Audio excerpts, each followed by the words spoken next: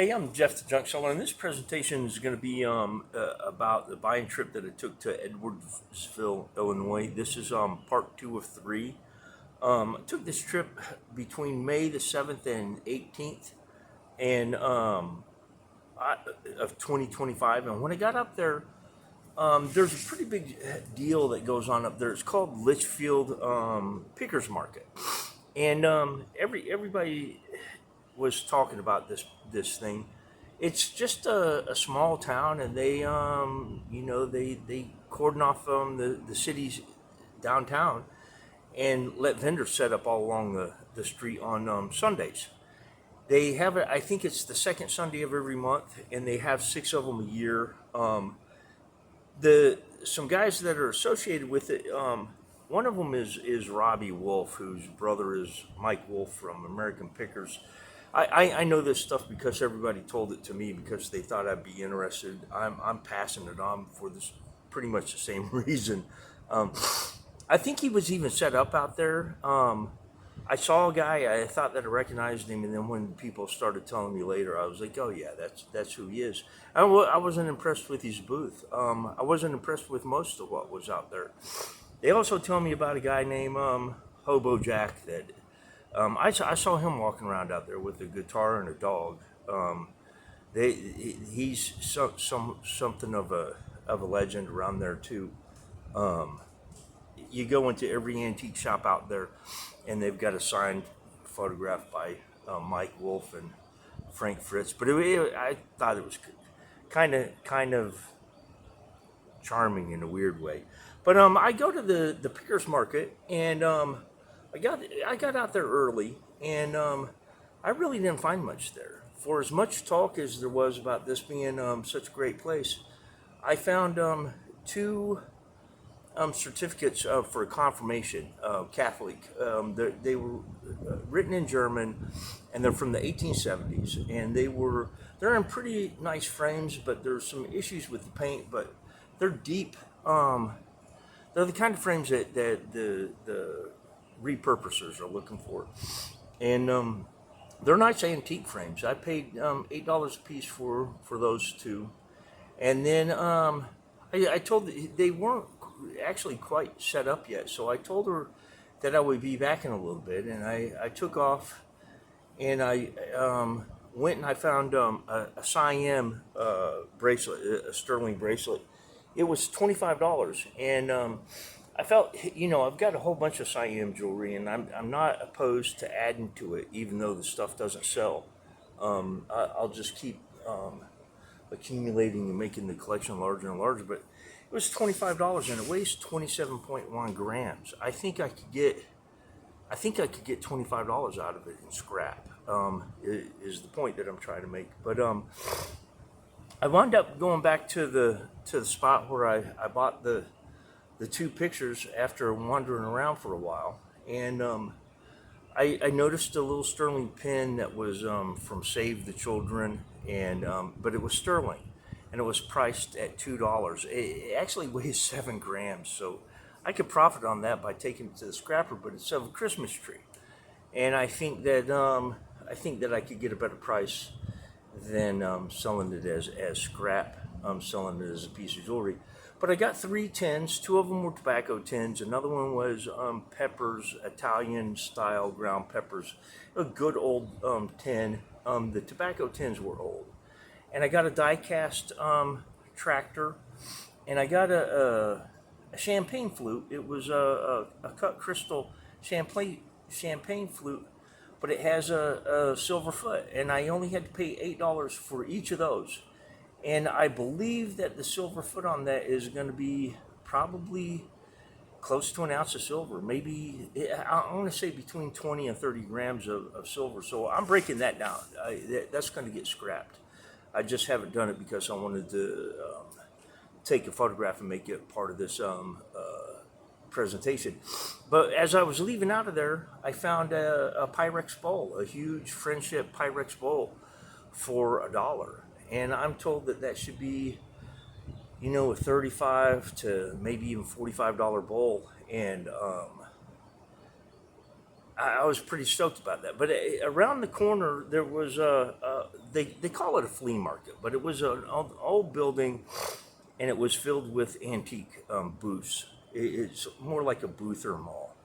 But I went in there, and there was a silver necklace. It had 7 charms, the little people that were popular in the 80s. And there were 7 of the charms on there. Generally, you can get $10 a charm out of those, maybe $8 a charm. But there were 7 charms on there. The necklace is sterling. The charms are sterling.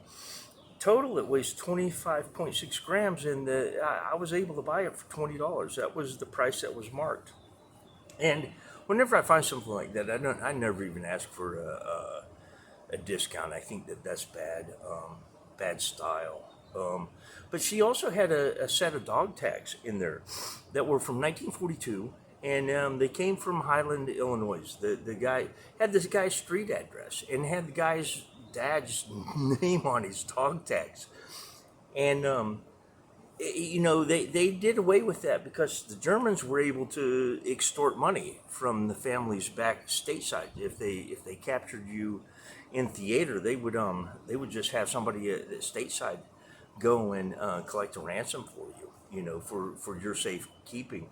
But in the military, they did away with that. I think in '43, they didn't allow you to put your hometown or any of that other kind of information on there. But I paid $7 for those dog tags, and because they're historically significant, because they were a system that they abandoned, they're probably $50 for that pair of dog tags. But that was what I did at Litchfield at the Pickers Market. So anytime you have any of these regional events like the Litchfield Pickers Market, you're going to have people that will piggyback on that by having their garage sales and their yard sales at the same time.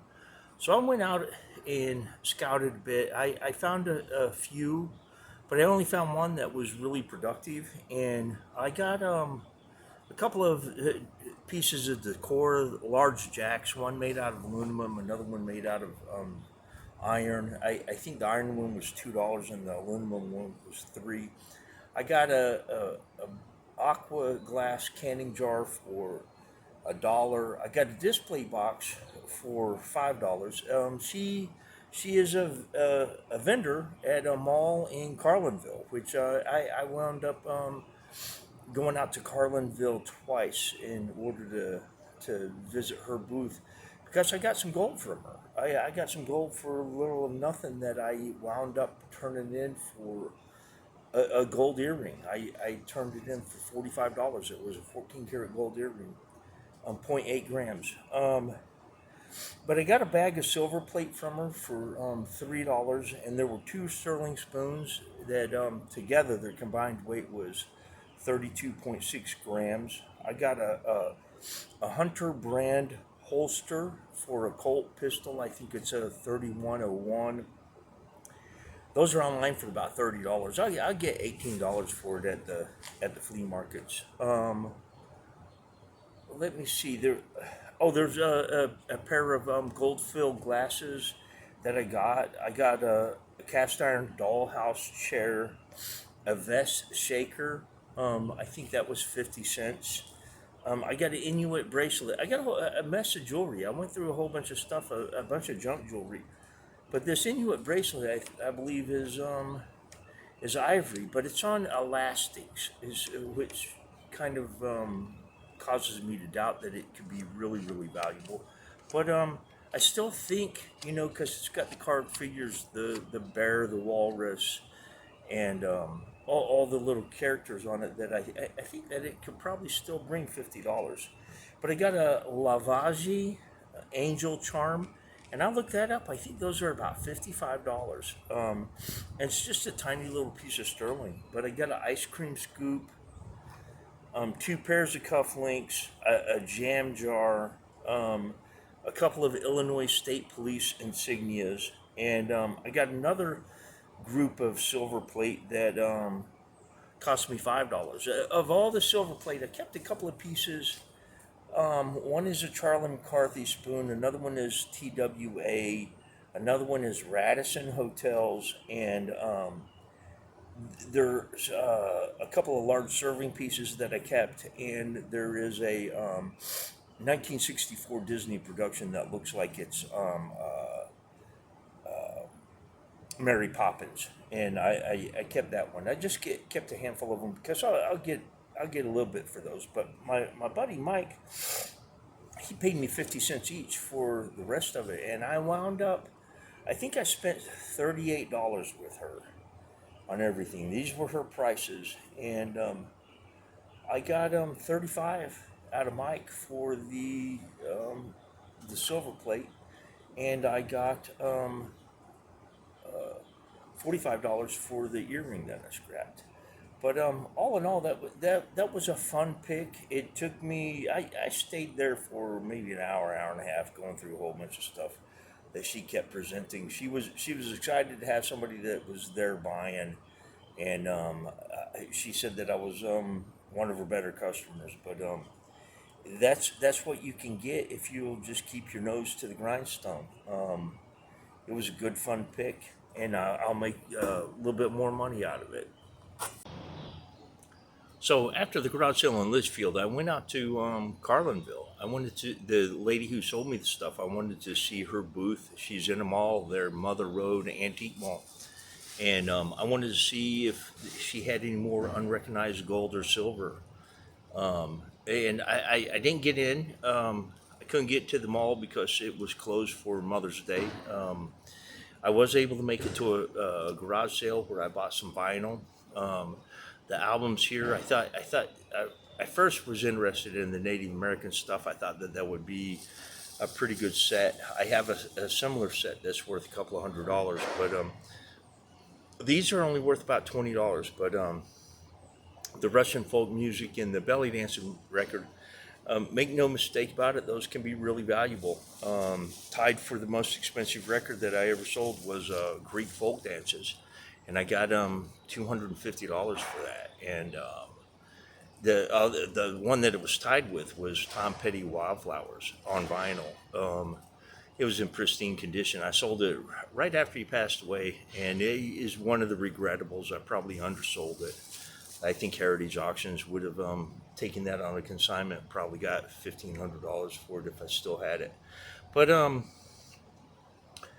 made it back out there. In the meantime, in between, I'd made it to Winchester on another pick. But when I get to the mall, this little lady, she's the one that had the most to say about the guys from American Pickers.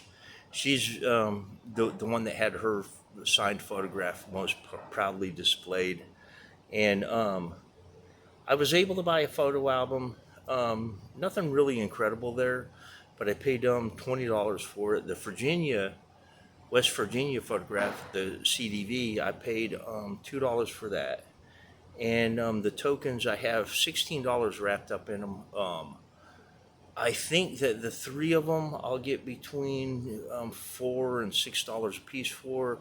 The other one, the saloon token, it's not in the token catalog. I've got to get that cleaned up a bit and get it cataloged before I sell it. That's a discovery piece. I'll be able to put my name on another one with that one. But when I was in there, I found a set of refrigerator boxes that were Pyrex. And I contacted my buddy Mike, and I sent him a picture, and I was able to.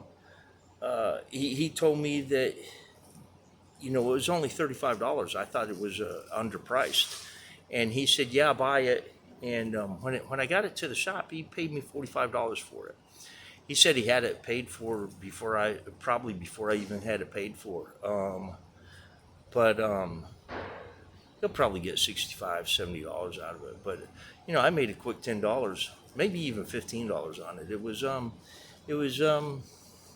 kind of thing that you do when you're out picking. I wasn't going to buy it for $35 for myself, but that was the second visit that I made to Carlinville, and it all stemmed from going to that pickers market out there in Litchfield. So Tuesday, I get out to Harmon Auctions in Shipman, Illinois, and I have been told that I would be amazed by this place because they run several rings. I think they run four rings at the same time. I've seen something similar to that with Piercomen, Pennsylvania. It is a big auction. They had a couple of groups of stuff going on. I knew where I wanted to be, and I saw a television set. It was a Philco Predicta. They were made between 1959 and 61. It's the company that bankrupted Philco and left it vulnerable for Ford to purchase it. But this television, it looks like it belongs in a Jetsons setting. It's just very, very futuristic. It's the screen on a pole. It's they're pretty valuable, but they're rare and highly sought after. But I wound up me and another guy. There was a lot of interest in it. I think maybe a third person put in a bid, but me and one other guy, we ran it for most of the 30 seconds that it ran, and it made it to $475, which is a scary amount of money for me to spend on something like that because it's way out of my wheelhouse. But I got some advice on it. I contacted a friend of mine that sets up at Warrenton.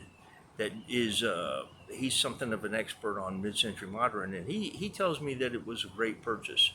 But he also told me that you don't want to plug these in to test them because there are some, I think they're paper wrapped capacitors or something like that. He said that if one of them explodes, it can cause a lot of damage inside of the television, and your buyer, the final owner of it, is the one who should be the one to plug it in. A lot of times these guys will take them, they'll dismantle them, they'll replace the parts that are notoriously hazardous before they ever plug it in. It's just cheaper to restore it that way. And another bit of advice that I have is from my own experience. I had one of the knobs come off and go missing, and it was at my storage unit facility, and I believe that I drove over it. It's still intact, but it is cracked now. And where I had perfect knobs before, they're not so perfect now. One of them is not so perfect now, and I could have cured that by just putting it in a bag, but I bought that wasn't the only thing that I bought there. It was just the best thing that I picked up on the whole trip. I believe that I can probably get somewhere between $1,200 and $1,400 for it. It may take a while though. But I bought two other lots. One of them was two cars. There's a Hubley and a Marks wind-up tank. I think I paid what was it, $3 for that lot, and then there was a $5 lot of tobacco tins that came with a stove lifter, a burner lifter, or a lid lifter, and some Tony the Tiger baseballs and some cars from 2000 and I think 2002 Wheaties. But all in all, I think I paid $5 for that group. It was a pretty good auction, but I walked away feeling like $475 on a black and white television that you can't even test is a little bit scary. That's way out of my wheelhouse. But that was my experience at Harmon Auction, and they run another one called Hilltop, and I went to that one later in the week. So during this buying trip in Illinois, my buddy Mike, he wanted to go see a guy that supplies him with a bunch of stuff in Winchester, Illinois, a guy named George. I made it out there. I spent $1,100 pretty quickly and really didn't get much to show for it as far as volume. I bought some stuff that was uncharacteristic for me. They had repop signs, advertising signs, painted on embossed metal, and these were discontinued in 2000. They're like 25-year-old new old stock, and I bought them. They were offered to me at $10 a piece, and I wound up buying 45 of them. I think there were 16 different designs, and I got multiples. Generally, I got two or three, at least two or three of each. The Sinclair one, I got quite a few more than that. I think maybe eight. But I think that I can sell these for $25 a piece pretty easily. And sometimes I've got to get, it's like the soda crates. It's really not something that I ever wanted to deal in, but I made a lot of money because it's what people wanted to buy. But while we were there, I found some pocket knives. I found a box of pocket knives that I rifled through, and I got 9 pocket knives, and I found a pocket watch, a gold cased Waltham pocket watch that I showed it to him, and he told me $60, and I was quick to get that. Um, and with that, he went in and got a bunch of other pocket watches out. I got 9 pocket watches, and I paid $500 for it. It was really, it was something that I really contemplated not doing. But I'm glad that I did. I discovered that there was some rare stuff in there, and I was pretty pleased to have gotten them. But I got some patches and some Budweiser pins, Olympic pins. I think he sold me